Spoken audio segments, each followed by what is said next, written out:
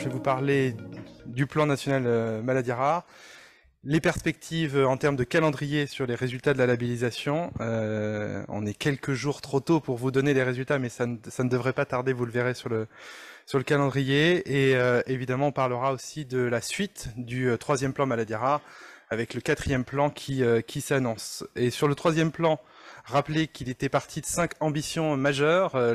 La première était de permettre le diagnostic le plus rapide qui soit pour chacun. La deuxième ambition, c'était l'innovation, et notamment l'innovation en termes de traitement. La troisième ambition qui visait l'amélioration de la qualité de vie et l'autonomie des personnes malades. La quatrième était autour de la communication, de la formation et de l'information. Et puis la cinquième, c'était donné pour ambition de moderniser les organisations et d'optimiser les financements, dont on va d'ailleurs reparler dans les missions d'intérêt général qui sont dédiées aux maladies rares. Donc le troisième plan maladies rares, il a été construit pour 2018-2022 et il est prolongé d'1 an cette année, le temps d'évaluer ce plan et de construire le quatrième plan national maladies rares qui a été annoncé d'ailleurs le 28 février par un communiqué des ministères de la Santé et des ministères de la Recherche. Évidemment, on va pas résumer tous les axes ici du troisième plan, mais rappeler qu'il y a eu beaucoup de choses qui ont été faites. On peut citer comme exemple les appels à projets PNDS et ETP. Il y en a eu plus de 300 PNDS qui ont été réalisés et plus de 200 programmes d'éducation thérapeutique du patient, beaucoup de journées d'information également. Le PNMR3 il est construit autour de 55 actions, autour de 11 axes qui est coporté avec le ministère de la Recherche. Vous pourrez retrouver aussi, comme chaque année, le rapport des filières de santé qui est en voie de relecture pour cette année, mais celui de l'année dernière est disponible en ligne. À chaque fois, il est disponible sur le site du ministère. Et donc, on va voir après, à la fin de mon intervention, comment on va construire, quelle méthodologie on a retenue pour construire le quatrième plan. La photographie à l'heure actuelle du réseau maladies rares, elle est un peu celle-ci, hein, si on la résume en poupée gigogne, avec les 24 ERN, les 23 filières de santé maladies rares. À l'heure actuelle, et ce chiffre va certainement bouger dans les jours qui vont venir, 473 centres de référence qui sont labellisés et qui sont financés à l'heure actuelle, depuis donc 2017. Et on comptait quasiment 1800 centres de compétences rattachés à ces CRMR. Dans les acteurs, évidemment, qu'on n'oublie pas, qui sont majeurs, qui sont associés au plan et aux actions des filières et des centres, c'est évidemment les associations de personnes malades. L'Alliance en recensait plus de 240 associations au dernier recensement.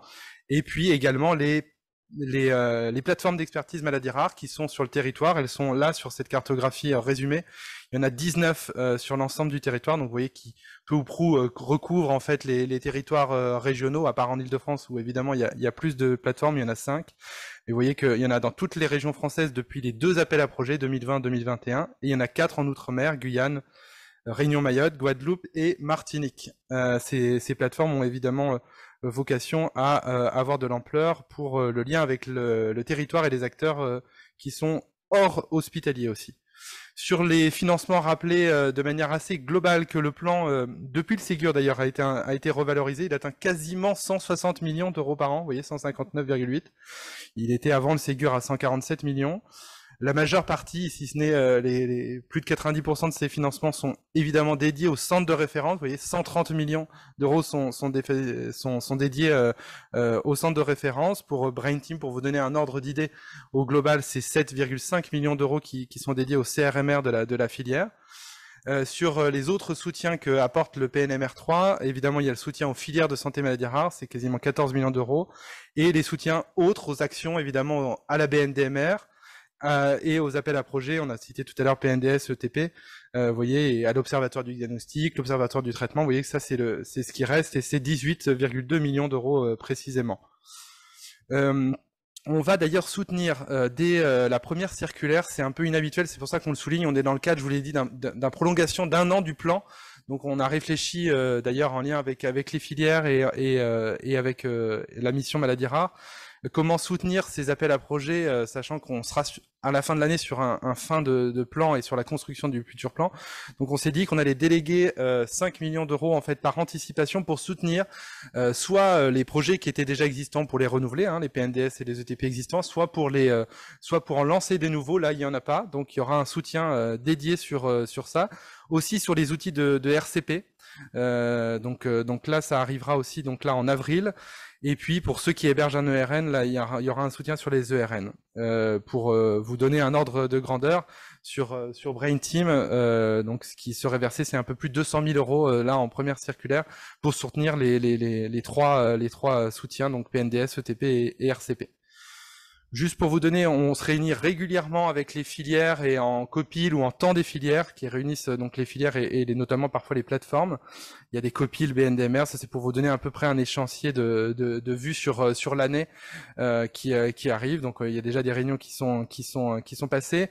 Donc on fera, comme chaque année, un entretien avec la filière en juin, juillet ou début juillet, qui nous permet d'ailleurs d'élaborer aussi les rapports d'activité, de dresser le bilan des formations donc lors de ces entretiens. Et puis on fera exceptionnellement un focus là cette année sur les ETP, les PNDS qui pourraient être soutenus, donc cette année.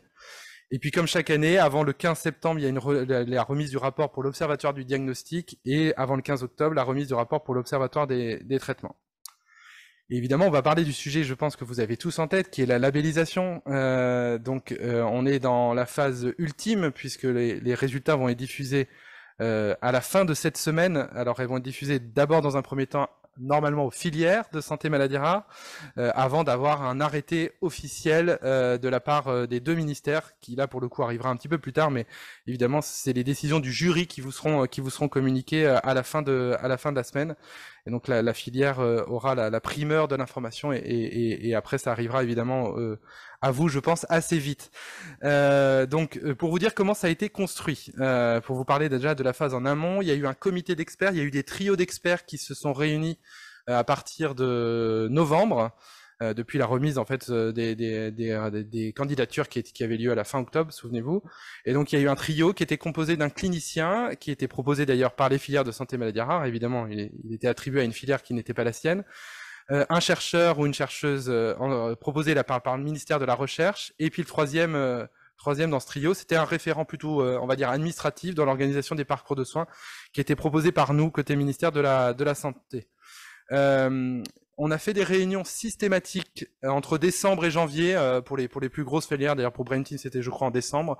Avec ce trio d'experts, l'animateur médical de la filière et nous, Mission Maladies Rares, pour avoir un temps d'échange vraiment dans un colloque singulier, un échange singulier avec la filière sur les candidatures qui étaient présentées et soutenues. Et les trios d'experts ont dû rendre leurs travaux en fait à la mi-janvier, le 12 janvier exactement. À partir de ça, on a réuni le jury à la fin du mois de janvier. Il y avait 10 membres dans ce jury, un président et une vice-présidente en l'occurrence, donc forcément clinicien, enseignant, chercheur. Il y avait une représentante des directeurs d'hôpitaux nommée par la commission des DG de CHU, un représentant des DG d'ARS nommé aussi par la commission des DG ARS, un doyen de faculté de médecine. Il y avait un membre du Haut Conseil de la santé publique et un membre du Haut Conseil de l'évaluation de la recherche et de l'enseignement supérieur. Ces deux hauts comités d'ailleurs sont missionnés pour évaluer le troisième plan maladies rares, on y reparlera tout à l'heure.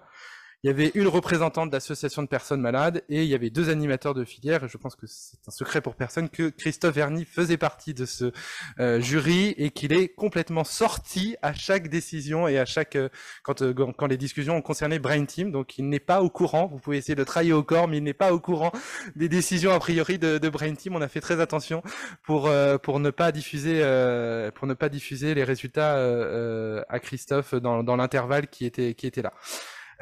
Et il y a eu une deuxième réunion du jury puisque certaines candidatures ont été questionnées en termes notamment d'atteinte des critères ou sur un certain nombre de demandes que le jury voulait complémentaires. Donc ces candidats ont eu un message qui leur a été adressé. Il y a une nouvelle réunion du jury le 14 mars exactement, puisqu'il y avait un mois pour y répondre, hein, comme c'était précisé dans l'appel à projet. Le jury s'est réuni une dernière fois, donc les délibérations finales ont eu lieu in fine le 14 mars.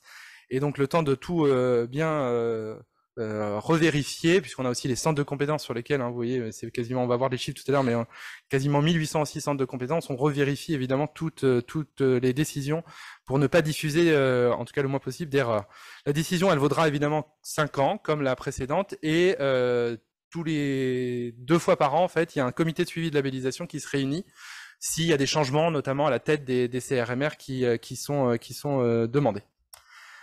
Alors ça, c'est une vue, après on verra la vue sur Brain Team, mais ça c'est la vue globale pour vous donner un peu une vue au global des candidatures qui sont arrivées. Il y avait 109 coordonnateurs, donc CRMR coordonnateurs qui étaient labellisés. Il y a eu 127 candidats, donc vous voyez 18 candidatures nouvelles à la tête de réseaux qui sont apparues au niveau national. La dynamique de candidature, elle est surtout, et c'est assez explicite par les chiffres, vous voyez, sur les constitutifs, et puis pour les 3 filières qui ont des centres de ressources et de compétences, là on a mélangé les chiffres, mais c'est surtout des candidatures de constitutifs qui sont arrivées, vous voyez, plus de 52% nouvelles, hein, on passerait, si on labellisait tout le monde, de 362 à 550 centres constitutifs ou CRC. Sur les centres de compétences, on arrive quasiment à au même volume, hein, une petite baisse, mais qui s'explique notamment puisqu'il y a des centres de compétences qui ont candidaté pour être constitutifs. Donc vous voyez 1724 contre 1751. Donc vous voyez qu'il y a une dynamique qui s'est surtout vue sur les centres constitutifs. Si on fait le focus sur la filière Brain Team, et si on ne s'est pas trompé dans les chiffres, mais je crois qu'on les avait bien revérifiés, il y avait un coordonnateur demandé en plus, et il y avait 18 constitutifs qui étaient demandés nouveaux, et 19 centres de compétences, je crois, qui étaient demandés nouveaux. Donc vous voyez, on retrouve cette dynamique très forte sur les demandes de constitutifs nouveaux, y compris pour Brain Team. Alors en termes de calendrier, même si je vous ai un petit peu spoilé tout à l'heure, mais pour vous dire, donc on est là en mars, à gauche de la flèche, sur la décision finale du jury qui va parvenir à la fin de cette semaine. En tout cas, on fait tout pour. Le financement des CRMR et donc des centres qui sont déjà financés. Si vous ne le saviez pas, donc en première circulaire de 2023, on va financer au périmètre de l'actuelle labellisation. Donc on reste sur les périmètres déjà des centres financés, le temps de préparer, et c'est ce que vous voyez dernier trimestre 2023, de préparer une revalorisation du financement dédié au centre, puisque s'il y a peut-être pas 52% de centres en plus, il y en aura en plus, ça c'est certain. Donc ce pourcentage d'évolution, on a demandé déjà, et on a eu un premier arbitrage plutôt favorable, mais on attend évidemment de voir les négociations avec l'objectif national des dépenses d'assurance maladie, hein, c'est l'ONDAM, pour cette revalorisation qui devrait suivre le pourcentage d'évolution des centres demandés en plus. Donc nous on y travaille côté mission maladie rare avec Anne-Sophie Lapointe pour avoir cet arbitrage dans l'ONDAM 2024 pour financer les centres sans perte de financement pour les centres qui sont déjà labellisés, ouais, évidemment. Donc voilà, l'arrêté de labellisation, il interviendra lui a priori plutôt à l'été ou avant l'été 2023. Là c'est vraiment le tampon officiel, le courrier officiel signé des 2 ministères santé et recherche. Voilà, ça sera avant l'été, et financement du coup des nouveaux CRMR et des anciens. Pour la première circulaire 2024, ce qui pourrait évidemment coïncider avec un lancement du 4e plan de maladies rares, dont on va parler maintenant. On est dans la phase d'évaluation, on a saisi, je vous le disais, les 2 comités, celui de la santé et celui de la recherche, pour qu'ils fassent, alors contrairement à il y a 5 ans, il y avait eu 2 synthèses, 2 rapports qui avaient été faits. Là on a essayé de demander à ce qu'il y ait un seul rapport, des évaluations avec des experts indépendants, hein, de chaque côté évidemment, ils vont mener leurs travaux et des entretiens de manière indépendante, mais on leur a demandé d'échanger entre eux et d'avoir une synthèse et un rapport unique à la fin. Voilà, avec un certain nombre d'objectifs évidemment qui reprennent les axes du 4e plan en termes de prise en charge diagnostique des patients, liés aussi à la collecte de données évidemment, les différentes actions réalisées en faveur de la recherche, les réalisations françaises au niveau européen. On porte une action à l'heure actuelle d'action conjointe au niveau européen sur les ERN. Il va y avoir évidemment un enjeu sur la gouvernance du plan lui-même et sur le pilotage des actions, et il y aura des entretiens évidemment avec chacune des filières pour évidemment aussi évaluer la structuration en filière et en centre. Et puis un dernier objectif qui était les grands axes évidemment qui doivent être poursuivis, et les axes qui doivent être améliorés dans le 4e plan qui va venir. En termes de calendrier prévisionnel, là où on en est, donc on est dans cette phase d'évaluation.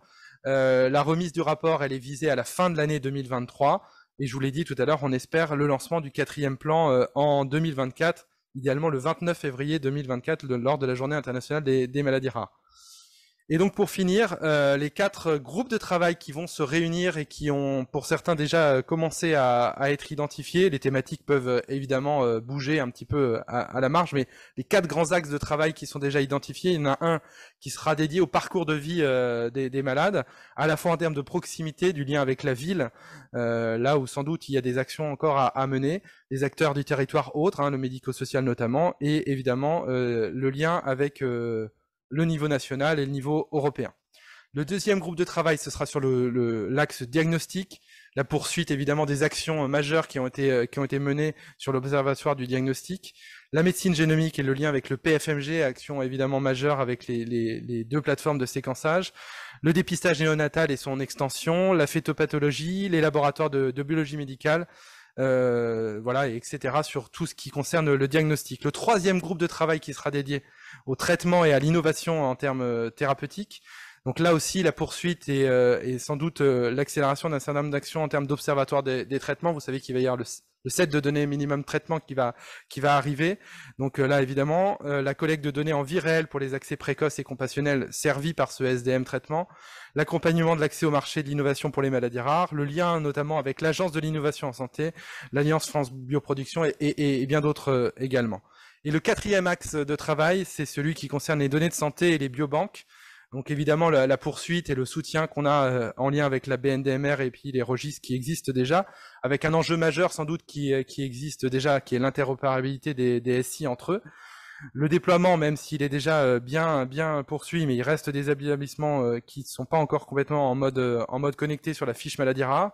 Le partage des données de santé avec l'Europe, et je vous parlais de l'action conjointe qu'on mène avec Anne-Sophie, et puis la mise en place du lien avec les biobanques des établissements de santé. Vous voyez, donc c'est des axes majeurs et sans doute des poursuites d'actions qui doivent être évidemment continuées, renforcées dans le cadre d'un 4e plan qui arrivera, qui devrait arriver, je vais mettre encore du conditionnel, en 2024. Voilà, merci, et je pense qu'on se laisse un petit temps d'échange, évidemment, pour répondre aux questions. Merci Vincent. Voilà, est-ce qu'il y a des questions? Donc je vous confirme, je ne sais rien. Hein, c'est pas la peine d'essayer de me faire parler. Non, je peux témoigner par contre que du travail du jury, hein, c'est un travail qui est absolument considérable. Qui s'est terminé très très tard. J'ai appris à cette occasion que le ministère de la Santé coupait l'électricité et la lumière à 21h. Donc on a terminé à travailler à la lumière de nos ordinateurs portables et de nos téléphones. Hein. C'est pas une blague. Le jury a vraiment tous les dossiers ont été étudiés avec des discussions.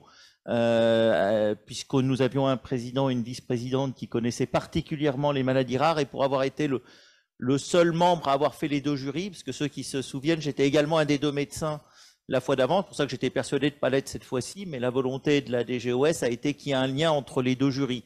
Donc qu'il y ait une personne qui ait fait le précédent et le suivant, ce qui fait que je me faisais engueuler à chaque fois que le jury n'était pas d'accord avec ce qui s'était fait il y a 5 ans, c'était moi qui prenais. Mais j'ai vu la différence sur d'avoir vraiment une majorité du jury qui a travaillé et qui est intervenu, qui a discuté des dossiers. Et je peux vous assurer qu'aucune décision a été prise sans être vraiment réfléchie mûrement. Et quand il y avait des doutes, c'est les fameuses lettres que certains ont reçues. C'est-à-dire que le jury a préféré ne pas trancher s'il y avait le moindre doute et demander des explications complémentaires. Et souligner aussi le travail des experts en amont qui a été très très fourni, voilà, donc qui a été très dense, qui a permis d'alimenter ces discussions en jury qui ont été riches. Merci pour la présentation. Hugues Chabriard, à la Riboisière à Paris. Vous avez précisé que le financement permettrait d'ouvrir de nouveaux centres, si j'ai bien compris.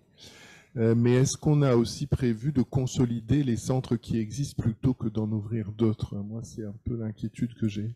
En termes de financement, vous parlez. Absolument. Ouais. Donc, c'est exactement ça. C'est-à-dire qu'on a demandé à ce que le financement actuel des centres soit déjà maintenu au même niveau et demander l'augmentation qui suivrait. Donc si, voilà, imaginons qu'on ait 30% de centres en plus, on demande une augmentation de cette enveloppe de 30%. Voilà. Donc c'est vraiment en lien, voilà. A priori, oui, ce sera difficile de demander une augmentation pour les centres déjà existants de l'enveloppe existante. Vous savez qu'il y a une part variable dans ces financements, donc en fonction de l'activité, en fonction des activités de publication et en fonction des RCP, cette part variable elle peut varier d'une année à l'autre, mais Alors, il y a eu des compensations du Ségur. Vous savez que ça a été quasiment les premières enveloppes qui ont été modifiées en fonction du Ségur dans les MIG ont été les MIG maladies rares. C'est-à-dire que nos CHU ont reçu dès l'année dernière des MIG qui ont tenu compte du Ségur, ce qui est quasiment l'exception et les premières qui ont obtenu. Donc oui, il y a eu. D'ailleurs, c'est l'augmentation que Vincent a annoncée où on est passé de 147 à 159 exactement. millions. C'est les 12 millions, ils sont dédiés en fait à la revalorisation des centres. C'est là où il y a de l'emploi en fait. On pouvait faire des revalorisations Ségur à ce moment-là. C'est d'ailleurs même depuis 2 ans qu'il y a eu ces revalorisations. Alors moi j'aurais une question complémentaire qui est toujours l'argent, parce que c'est quand même important au Dilbeslug, centre de référence Locofrance. Le problème qu'on a aujourd'hui, c'est toujours pas tellement l'argent que vous nous versez, mais comment on peut l'utiliser. Et un certain nombre d'établissements font le happening sur nos financements, comme vous le savez, c'est-à-dire qu'en pratique, sur les 320 000 euros qu'on reçoit comme coordonnateur et de travail, on va avoir 120 000 qui est utilisé et tout le reste part dans une escarcelle, au moins à la PHP, on ne sait pas où ça va. Donc, est-ce que vous avez décidé d'avoir un peu une espèce de directive très précise pour faire que cet argent soit vraiment dédié au travail qu'on fait et pas... parce qu'on a beau le mettre dans nos rapports, ça ne change pas du tout. En 5 ans, ça n'a pas changé. Donc, si ça change les 5 ans qui viennent, ce serait quand même extrêmement bien. Deux éléments de réponse pour répondre à votre question. Depuis 2019, on fait des courriers de notification, on n'en faisait pas avant à ma connaissance, qui arrivent aux directions hospitalières, qui dit exactement le montant de la part fixe, de la part variable de chaque ligne de centre. Alors ça, c'est l'information qu'on donne aux directions hospitalières, donc ils ont l'information de l'argent qui est dédié à un CRMR dans leur établissement. Donc ça, c'est un premier élément de réponse. Le deuxième élément de réponse, je pense que vous faites référence notamment aux frais de structure, aux frais de gestion qui sont derrière. Et donc là, à ce niveau-là, l'APHP, parce que vous citiez notamment la PHP, la première décision, je crois qu'a pris le DG de la Paix, Nicolas Revel, quand il est arrivé en directoire, c'était de dire, effectivement, il y a un sujet sur les frais de gestion à la PHP, je demande à ce que ce soit 17% pour tout le monde dans tous les GHU de la PHP. Donc c'est quand même une décision forte, parce que je crois qu'il y a certains pourcentages qui étaient bien au-dessus de ces 17% à la PHP. Ce qui permettrait d'avoir évidemment un fléchage des crédits, et notamment sur les emplois, parce que c'est quand même là ce dont vous parlez, pour les CRMR qui sont derrière. Donc c'est une décision qui a été prise par le DG, et après c'est à suivre. En tout cas, nous, il y a eu un rapport d'ailleurs au Parlement en 2019 que ma prédécesseuse avait fait, qui est public et qui parlait de ces sujets-là. Donc, c'est ce qui a donné lieu au courrier de notification, à la transparence sur les crédits qui sont versés. Et voilà. Alors après, c'est un dialogue de gestion qui doit avoir lieu évidemment avec les directions hospitalières. En tout cas, ils ont l'information de ce que nous, côté ministère, on verse aux établissements pour chaque centre et pour chaque action. Mais... Marie Vidaillé, mouvement dystonie et mouvement normes rares, merci beaucoup pour ces précisions. En fait, je pense que ça va vous donner un travail supplémentaire, mais ça serait tellement bien pour nous, c'est-à-dire d'avoir une notification justement de la ligne budgétaire pour la personne qui porte le centre, parce qu'entre ce qui arrive à la direction et ce que nous on sait, ça peut avoir un petit delta, surtout effectivement dans la gestion avec en fait une sorte de on va dire proportionnalité. Donc en fait, est-ce qu'on pourra avoir la notification personnelle? Je sais bien qu'il y a 300 centres de référence, mais bon, ça fait 300 courriers. Mais malgré tout, ça serait extrêmement précieux pour nous aussi et valorisant pour les équipes de recevoir cette notification individuelle. Est-ce que vous pensez que c'est vraiment quelque chose de totalement impossible? Alors, ça ferait 473 courriers exactement. Ça fait à peu près. Voilà, probablement un peu plus. Comment faire un public postage finalement. Ceci dit, encore une fois, là, les directions ont l'information. Si on nous questionne, si un centre veut savoir, une fois qu'on a fait partir ces courriers, enfin, sincèrement, la mission maladie rare vous donne cette information sans aucun souci. Donc, si vous voulez savoir chaque année et même les années précédentes, on le fait. Donc, à la demande, nous, on le fait. Voilà, c'est à réfléchir peut-être de là à faire un courrier pour chaque centre à chaque circulaire, voilà. Mais en tout cas, on a l'information et si vous nous questionnez, voilà, on vous répond. On espère, on n'est que 2, mais on espère, on vous donne des réponses, on vous donne des réponses dans un délai qu'on estime le plus court possible. En tout cas, si vous nous demandez, et certains centres le font, parce que voilà, pour comprendre aussi comment la part variable elle est construite, on peut le faire aussi à la demande. Encore une fois, les établissements ont, hein, donc normalement, si vous intéressez votre direction financière, elle a la ligne avec le nom du médecin en plus. Hein, on met pas que le nom du CRMR, donc cette information ils l'ont dans chaque établissement. N'hésitez pas à interroger votre DAF. Bonjour Fanny Mochel, CRMR Leuco-France. Est-ce que vous êtes au courant de l'initiative, en tout cas à PHP, par rapport à ce que vous répondiez tout à l'heure à Audible Tanguy sur l'explication qui va nous être donnée sur le coût supplémentaire des maladies rares en termes de plateforme et d'infrastructure? C'est-à-dire qu'il y aura les frais de gestion, mais il va y avoir aussi un coût qui est en train d'être calculé pour que ce soit transparent. Est-ce que vous êtes associé en fait à cette démarche pour justement nous informer de ce qui va être pris en plus? En fait, on a travaillé en amont parce que la décision de Nicolas Revel, elle a été discutée avec nous pour le coup, en toute transparence. Donc je sais qu'il y a quelqu'un à la DEFIP qui a changé, qui était la référente maladie rare, je crois qu'elle est partie. Donc je ne sais pas si elle est remplacée, mais on avait des discussions nous avec elle. Et s'il y a des discussions je sais qu'il y a eu un comité de pilotage maladie rare à la PHP, auquel on était en discussion aussi avec le siège. Sur cette discussion précise, je n'ai pas plus d'informations que ce que vous m'apprenez là. Mais je veux bien, du coup, je vais interroger mes interlocutrices, parce que ce sont des femmes, au siège. Donc, ce qui est embêtant, c'est que ça a l'air de prendre en compte surtout les dépenses supplémentaires, mais pas les entrées supplémentaires grâce aux maladies rares. D'accord. Donc je pense que ce sera à suivre. Oui. Merci de l'alerte, parce qu'on a des discussions avec nous. C'est surtout avec des gens de la DEFIP, nous. J'ai une question aussi. Est-ce que, justement, en parlant des plateformes maladies rares, très honnêtement, pour l'instant, moi, j'ai pas encore vu l'impact, le bénéfice par rapport à notre activité, surtout par rapport à l'activité des filières extrêmement efficientes. Est-ce que de même que nous, on est audité tous les ans, est-ce qu'il y aura un audit des plateformes maladies rares, justement, pour voir si cette fonction, elle a une justification? Ouais. Bonne question, parce qu'effectivement, j'ai oublié de le préciser. On a des entretiens avec les filières en juin, et on va mener un travail d'évaluation là entre avril et juin, également sur les plateformes. Elles n'ont pas toutes le même degré d'antériorité. Il y en a certaines qui existaient depuis longtemps. Je pense à la plateforme de Saclay, qui existait même avant qu'on mette des financements, ou la plateforme de Paris Centre, pour citer les parisiennes, mais il y en avait d'autres qui existaient. Il y en a d'autres qui sont plus récentes, donc qui évidemment méritent d'être regardées aussi avec cette antériorité-là. Mais oui, on travaille sur une évaluation. Et c'est pas un scoop, parce qu'on a des discussions avec chacune des ARS. On aimerait, avec Anne-Sophie, que le futur financement de ces plateformes soit mixte, c'est-à-dire qu'il ne soit pas 100% national, et que comme elles recouvrent les territoires peu ou prou des ARS, que les ARS mettent un petit peu aussi la main à la poche, parce que pour qu'il y ait des actions régionales.